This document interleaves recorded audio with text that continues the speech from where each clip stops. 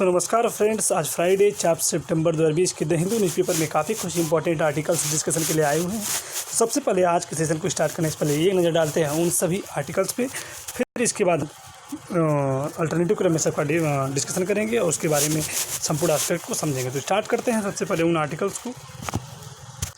तो यदि देखिए उन टॉपिक्स को, तो उनमें हमारा जो सबसे पहला आर्टिकल है वो है NDHM यानी नेशनल डिजिटल हेल्थ मिशन जो कि है, और उसमें नेशनल हेल्थ आईडी के संदर्भ में एक एडिटोरियल पेज में आर्टिकल आया हुआ है, उस पर डिस्कशन करेंगे जो कि अपने आप में बहुत ज़्यादा इंपॉर्टेंट है। इसके बाद मॉनसून सेशन पे एक आर्टिकल आया हुआ है।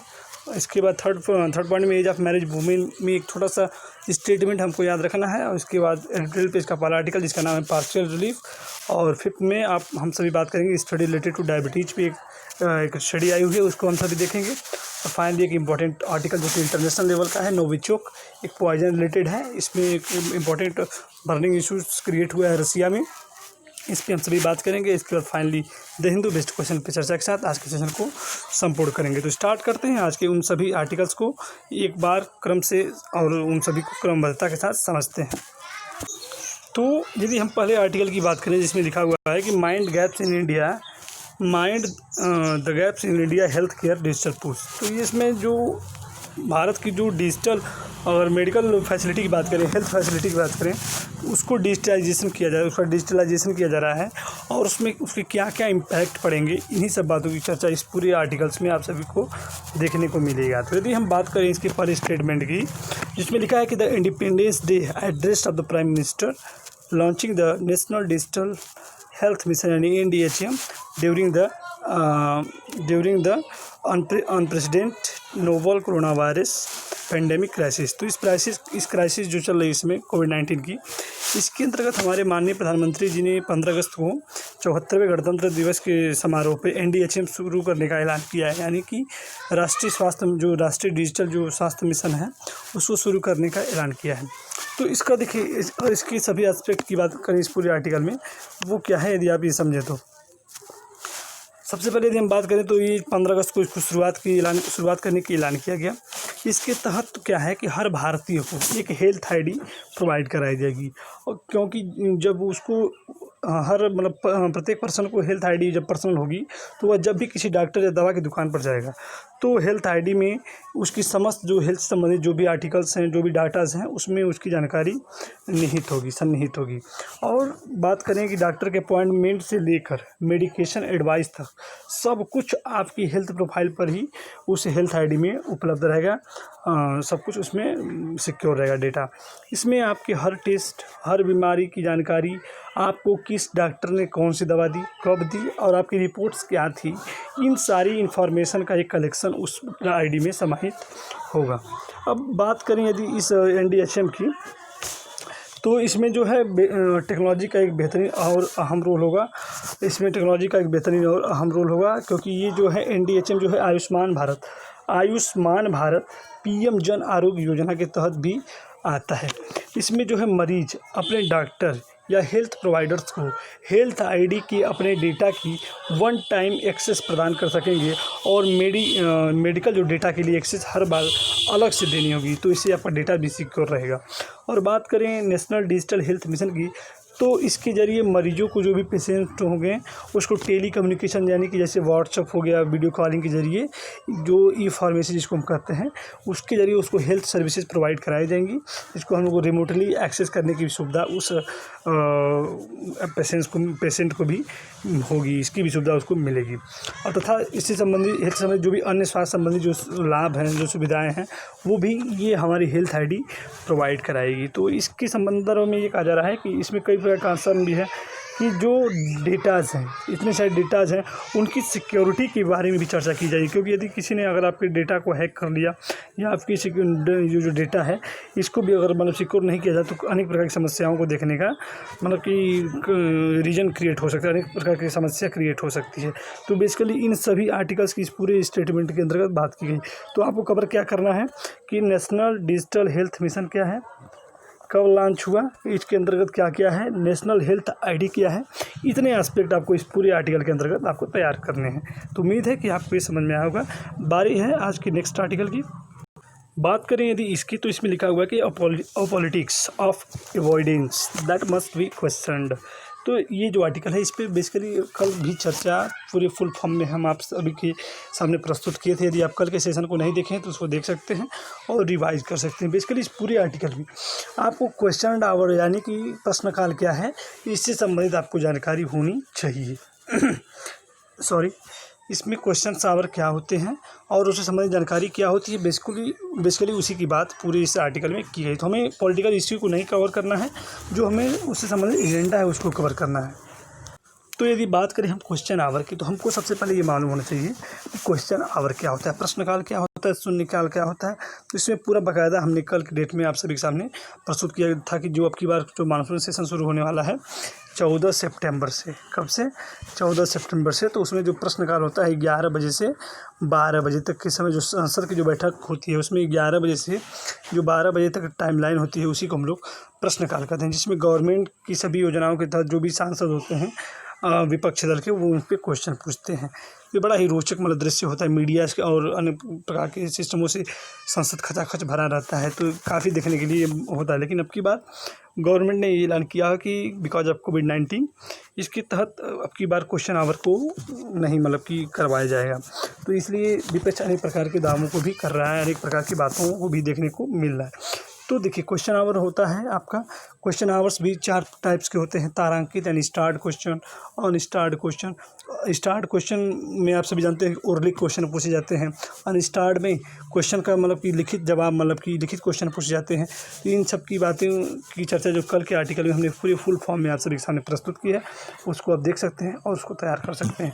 क्योंकि क्वेश्चन आवर कल कई बार लगभग आर्टिकल्स में आ चुका, तो ये आपके लिए इम्पोर्टेंट भी हो सकता है। क्योंकि इस पर बात की जा रही है कि ड्रॉपिंग ऑफ क्वेश्चन आवर की जो अब की बार क्वेश्चन आवर की ड्रॉपिंग हो गई है, जो नहीं हो रहा है, which help the government feel the nation first goes against the gains of democracy. तो अनेक प्रकार की बातों की चर्चा की जा रही है। देखते हैं आज की नेक्स्ट आर्टिकल की बात करें तो वो हमारे एडिटोरियल पेज का सेकंड आर्टिकल है, जिसमें लिखा है कि पार्शियल रिलीफ, यानी कि पार्शियल मतलब होता है आंशिक और रिलीफ मतलब होता है आराम, यानी किसी भी चीज़ से आंशिक आराम देना। तो इसमें आप सभी ये भी आर्टिकल कल के न्यूज़पेपर में आए हुए हैं। तो आज के जितने भी आर्टिकल्स आए हैं रिपीटेड हैं, तो उसको आप कल के अगर सेशन देखे हैं उसको आप प्रिपेयर कर सकते हैं। लिखा है AGR dues should not be allowed to impair customer centre investment in telecom. तो जो AGR क्या होता है, सबसे पहले हमने कल इसकी बात चर्चा की। तो ये होता है एडजस्टेड ग्रॉस रेवेन्यू, यानी कि AGR। देखिए जितने भी टेलीकॉम कंपनियां होती हैं वो अपनी जो भी सर्विसेज हैं उसके यूजेज और लाइसेंसिंग के लिए जो सरकार को टैक्स देती हैं या जो भी पैसा देती हैं उसी को हम लोग AGR बोलते हैं। तो आइडिया और ख़ास करके आइडिया और वोडाफोन की बात कर रही हैं, तो इनका जो AGR था पेड करना था वो बहुत ही बड़ा मतलब कि बकाया देखने को मिलता है, जिसमें पिछले साल सुनवाई के दौरान कोर्ट के द्वारा ये कहा गया कि आप 3 महीने में उसको क्या कर दीजिए, पेड कर दीजिए, 3 महीने में पेड कर दीजिए। लेकिन वो उसके संबंधित फिर से रिट मतलब याचिका दायर कर दी गई, जिसमें हाल ही में सरकार के द्वारा कोविड-19 को देखते हुए रिलीफ दिया गया है और कहा गया कि ठीक है आपको जमा तो करना पड़ेगा, लेकिन उसको लिए समय टाइमलाइन जो है आपको 10 साल की हम देते हैं। यानी लिखा है कि the Supreme Court decision this weeks to allow telecom services provider 10 years time to settle their adjustment gross revenue due to the government on the partial relief of the डेप्ट लादेन इन इंडस्ट्री।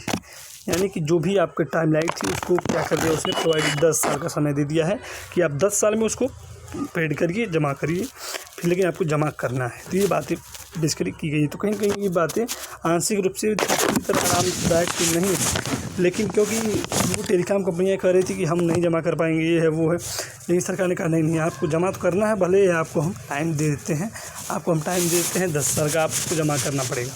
तो देखते हैं आज के next article में आपको एक women empower से ऐसे पर भी वुमेन एम्पावर पे वुमेन पे आपको ऐसे लिखने के लिए आ सकता है।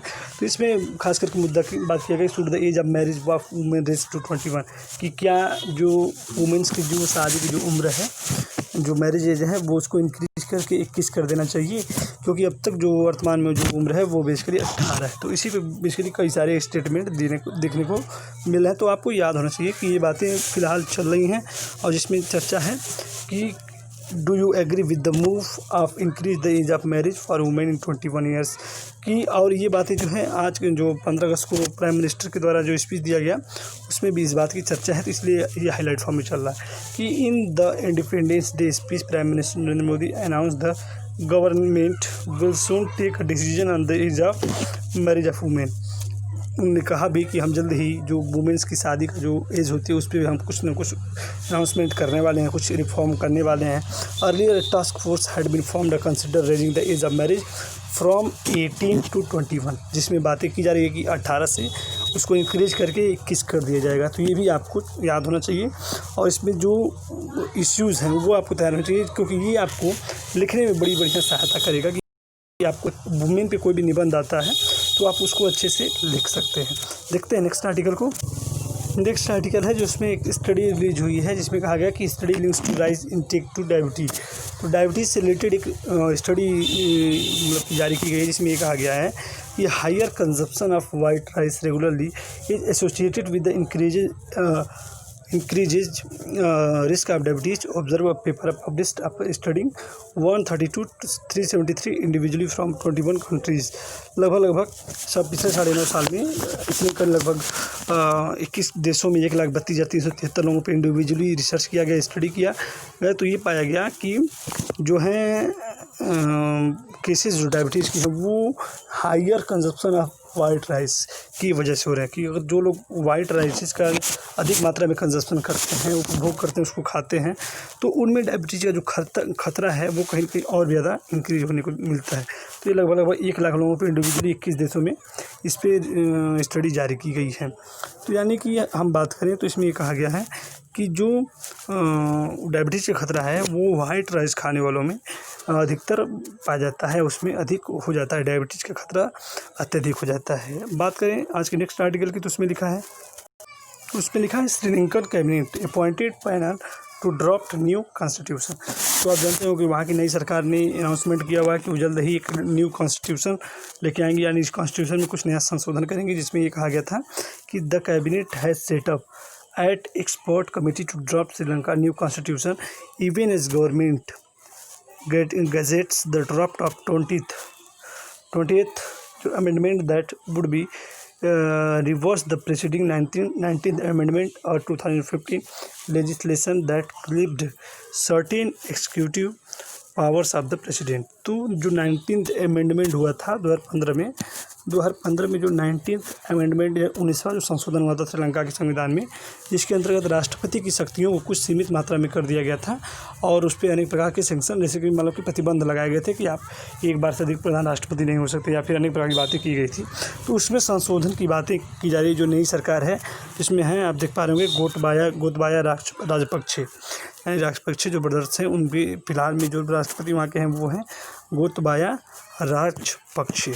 तो उनके द्वारा कहा गया कि उस 19th अमेंडमेंट में संशोधन किया जाएगा और इस संशोधन का नाम होगा 20th अमेंडमेंट, और जिसके अंतर्गत राष्ट्रपति की शक्तियों का विकास किया जाएगा और भी बहुत सारे संशोधन श्रीलंका की संविधान में किए जाएंगे। तो ये बेसिकली बातें इस पूरे आर्टिकल में की जाएंगी।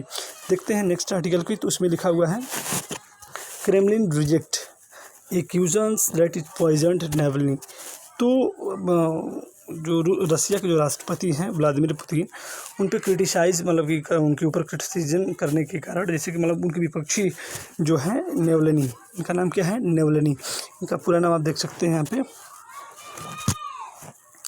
यदि बात करें इनके पूरे नाम की तो इसमें लिखा है Alexei Navalny and said it to no ground for sanction be imposed against Moscow over the case.